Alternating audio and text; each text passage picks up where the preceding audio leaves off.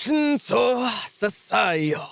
That is going to be the last time we can actually do that, guys. Because this is the finale of Attack on Titan, and this is my overview/review for Attack on Titan, the final episode, part 4484, section 3, article 24. Let me stop. So to get this out the way, the rating for Attack on Titan as a whole, I can safely say is a 9 out of 10. I can't give it a 10 out of 10 simply because there is an issue with Attack on Titan here. And if you want to know that issue, stick around in this video towards the end and I will actually explain everything as to why I give the rating that I give and explaining what the issue is of Attack on Titan. But the first thing I actually want to talk about is the soundtrack for this finale that we see here, because it is really nice, very nostalgic in a way, because this final episode actually goes back to some of the old soundtrack, and I'm not gonna lie, it really fit within the scenes here. And I'm just saying, like, at the end of the day, this soundtrack in general for Attack on Titan is some of the best in anime.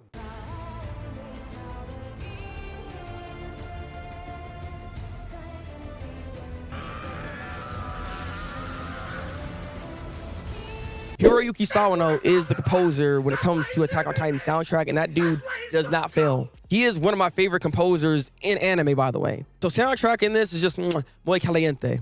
And of course, like the opening song and the ending song for this is just, you know, you get into your feels. You get into your feels with it.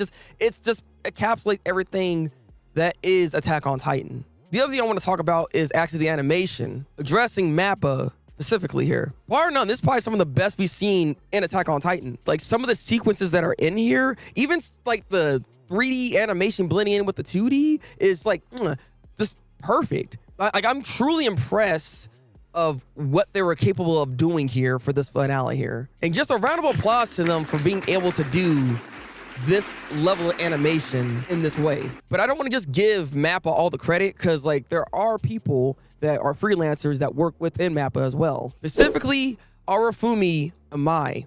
That guy right there is the dude that did most of Levi Ackerman's scenes. And there's a scene within this finale here that people say that is probably the best sequence that we've seen in Attack on Titan. And that scene is when Levi is trying to create a hole for Mikasa to get through to go see Eren. How it's shot, how it's dynamically played, it is very, very good, I have to admit. So round of applause to him as well. All right, so this now is the section where I kind of want to discuss some of the complaints that I've seen of the ending of Attack on Titan. There's like two major complaints that I've seen with Attack on Titan, so I will actually talk about the first one, which is the infamous scene of Armin thanking Eren for what he's done. Because within the manga, if you read the manga, Armin thanks Eren for him becoming a mass murderer. That line is actually really bad. What's interesting is we did get an interview from Isayama kind of explaining that scene and the intentions of it. Now, me reading it, I actually understood the meaning behind why Armin said what he said, because you got to take in the entirety of that line there that he said here. Like, get past that part of him just thanking Eren. You can see that he wanted to just take in the responsibility of what Eren did and put it on himself as well. But I have to admit, even with the knowing the intentions behind it, and like I said in the interview, he did pretty much explain that that's what Armin was trying to convey, is you're not alone in this. We ride or die. We messed up. It doesn't really help, because he should have easily reworded that in a way different manner than what was said in the manga. Because like the anime though, and pretty much it puts that whole information what Armin wanted to do on the nose.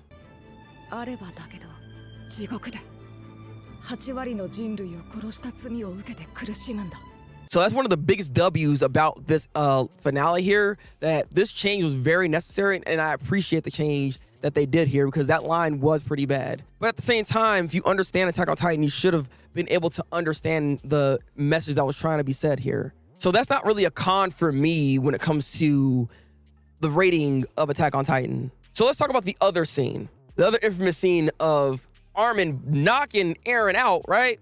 And then Eren confesses his feelings for Mikasa. Now, this one didn't really make a lot of sense to me, and why people were reacting the way they are with that scene. And people still kind of reacting that same way because it is there in the anime. That didn't get changed, which was necessary, though. It didn't have to change that. But I see people complaining that he was like, Eren's supposed to be this hard, stone cold kind of killer, right? Like, that's the kind of like thought process everybody seemed to have had for his character. And they say that the fact that he did that means that his character regressed.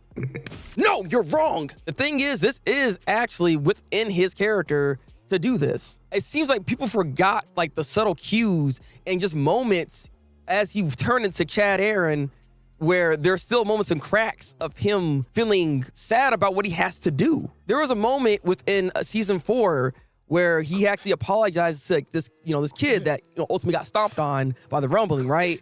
He apologized for it. He breaks down and cries about this whole thing. That should have gave you a cue that, wait a minute, Aaron's not this hard, stone cold killer. He's still just a person with emotions, and he just knows that he has to do what he has to do in order for his friends to live the life that he wants them to have, even if it means eradicating 80% of humanity. But it isn't an easy choice for him, like at all. And we can even go further back.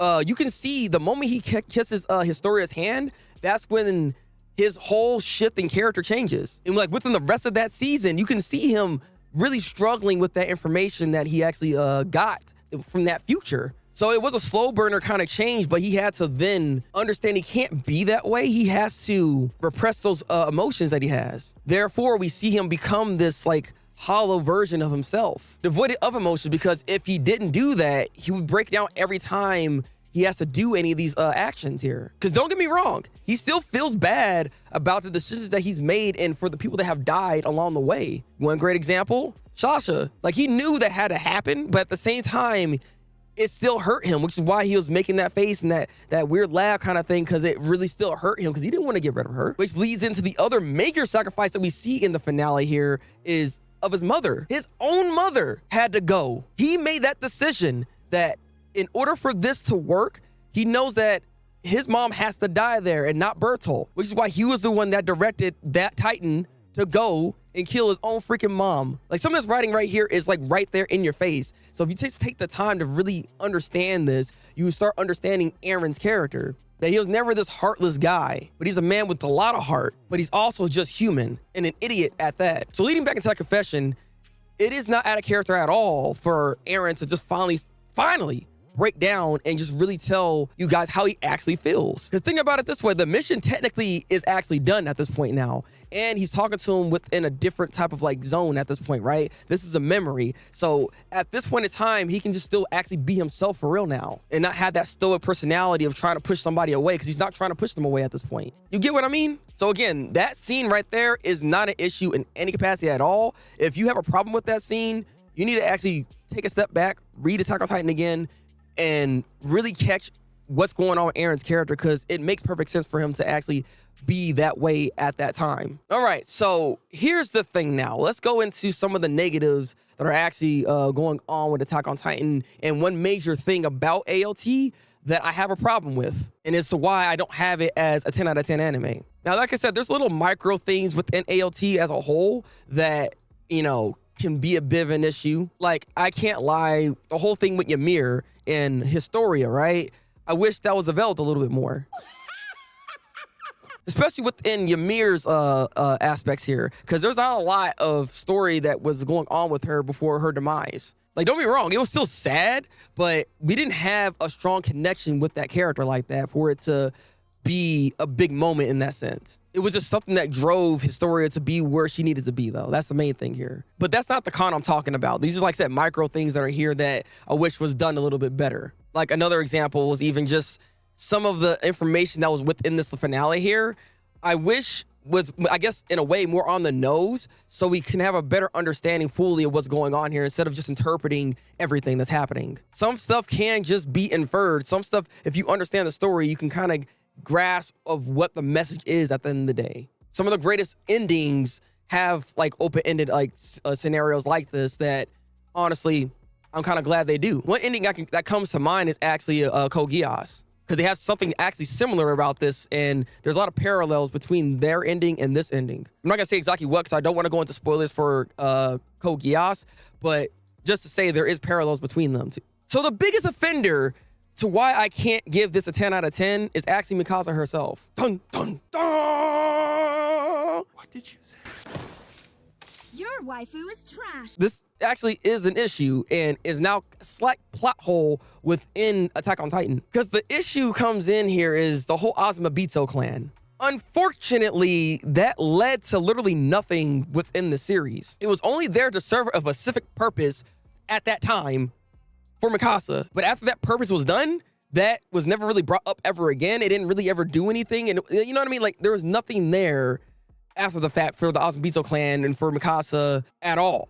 And especially because, like, as important as Mikasa is, you would think maybe we'll see some in-credit type of stuff where we'll see some interactions with that other side of her family, because that is family. But we see nothing of the sort with that, which is really odd. Like, in a lot of ways, it kind of almost felt like it was shoehorned within the series. What's interesting is that the whole Azumabito clan stuff is actually becomes more of an issue within the anime than it does the manga, because the manga actually reveals a little earlier on that there's something that she has that she was covering up on her wrist. Like, you see that in the manga, but like with studios, for some reason, like omitted some of those scenes out and didn't even bother putting the wrapping there in the first place.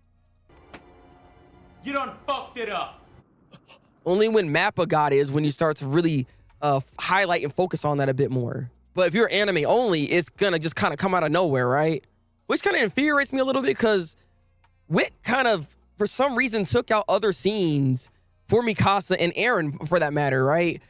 For this relationship and stuff. Like, there's moments within the manga that we see that kind of would highlight more of the care that Eren has for Mikasa, but they took that stuff out in favor of other scenes, which is interesting of the direction that they decided to do. People always want to say that Wit was always better than Mappa, but Mappa had a more faithful adaptation, it seems like, than what Wit was doing. So between the issue with Mikasa and the Azumabito clan just literally not serving any more of a role, that's a con. So even though I understand the love aspect that is there for Mikasa, it's not necessarily the best presented here.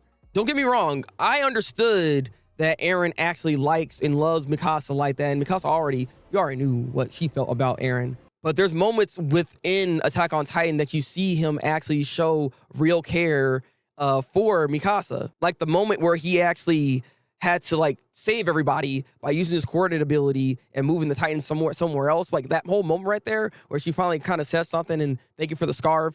He said to her, I'm going to wrap that scarf around you as many times as I possibly can. That's like a declaration of love in a way. Because you got to remember, like, guys in general don't do well when it comes to conveying their emotions like that. And knowing how Eren is as a character, yeah, like, he's not going to convey his emotions and be like, I love you, Mikasa. Give me a kiss. Hey, how you doing, little mama?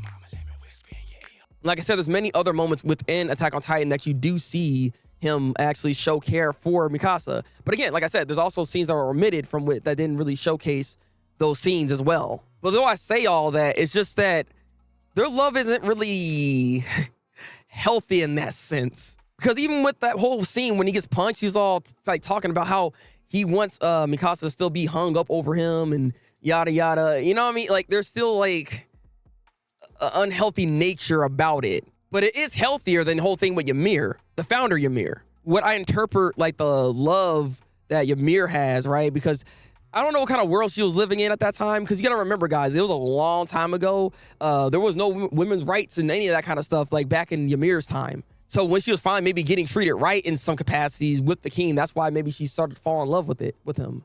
Some Stockholm syndrome kind of stuff.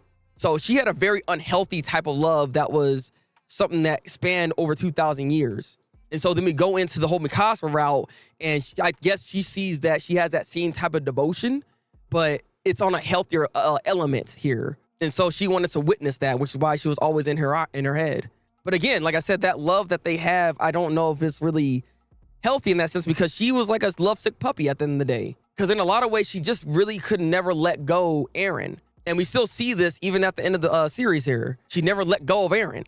Even when she was married with somebody and all that, she never really let go of that love that she had, that unbreakable bond that was there. But though I say this, like, you can infer maybe she was finally able to pass on a little bit, which is why she was able to find somebody else to be with, which we assume is Jean. So I do believe that this, in a way, is a con. It does drop the ball a little bit on the elements of the love aspects between Mikasa and Eren here. And it doesn't help really the founder Ymir's like story beats as well, honestly. Because weirdly enough, I feel like we needed more information about Ymir, because like a lot of us still don't probably understand the full intentions of this, but maybe I'm wrong in how I'm looking at this. So if you guys understand Ymir's purpose with all this, please, some in the comment section below. I'd love to have a discussion about this, because This is just how I interpreted the entire thing here, but I could be off on something. So I'd like to know what you guys think about this, because it does affect my rating with how I feel about Attack on Titan. So yeah, those are the cons. Mikasa's love, being just this unhealthy, lovesick puppy type of thing. And the whole thing just with the Azumabito clan with Mikasa and it really not leading to anything. This is just one of those situations where Mikasa in general should have just got more development as a character for her to be the main focus in the end of this. But with all that said and done, I had a feeling that the community was being a little harsh on this ending, and I was correct in thinking that, because this is a way better ending than I thought it was going to be, where it shows that the cycle still continues onwards. Trigger a vicious cycle of hatred. Because at the end of the day, with Attack on Titan, it's always been about this exact theme here, which is the beauty of life, but also the horrors of life as well. And just showcasing just how human nature is from the T. Because in human nature, conflict always happens. Because in this story, it may be about Eldians and Marlians, which is racism, but it can always be something else that can actually feel another war, feel some other conflict. And that's just a very human and very realistic outlook to kind of have on the world that we have right now. Because just look at the state of the world. I don't have to really explain too much. You can kind of see what I'm talking about, which is why I love the themes of Attack on Titan, because it goes full circle. Even those little elements like in the beginning of it, I'll see you later, Aaron, and we see that later at the end of this, the same thing. Because I have to admit, this is probably one of the most well-written stories that I've actually consumed. There's a lot that you can take out of this and a lot of callbacks at the end of this and how it all kind of like encapsulates itself so freaking well. Like, truth be told, I don't know what kind of ending could be better than this, honestly. Which is why I want to bring the question back to you guys as well. If you had a different ending in mind, what was that ending? What were you assuming Attack on Titan was going to do for its ending? I'll end it! Here and now! I'll put an end to this world! Don't say that! You're a good person! You're my friend! But I can't stand and fight anymore. You will know you're reborn soon. Because Isayama understood his story very well and was able to really wrap it all up and have a proper ending. In a way, this is kind of a happy ending, but at the same time, again, unfortunate events still happen, because that's just what it is. Because you got to remember, guys, Eren only wanted one thing: the safety of his friends to be able to have a long and peaceful life. And I think at the end of the day, he was able to succeed in what he was trying to do, even if it meant eradicating 80% of humanity. Whether you think it's right or wrong, that's just also human nature in of itself. The victors get to write the history. That is something y'all gotta also remember that. So leave comments below. Tell me your thoughts on Attack on Titan, the finale. What are your thoughts as a whole for Attack on Titan as well? And also, if you want to hear more about my thoughts and maybe more of a breakdown to some of the subtleties of the writing that Isayama was doing for Attack on Titan, because like there's so many elements to this ending that makes it so good. Maybe I can take time to really break it down like that, because I already talked about many other things within this review here. So if you want to see more of that, like, please like this video and leave a comment and tell me what you guys are looking for, and or let's talk about it. So until then, people, break out. Use your daddy voice break. Girl, put that phone down right now. Yes, daddy. That sounded so wrong. Raid out. Well, I'm breakout.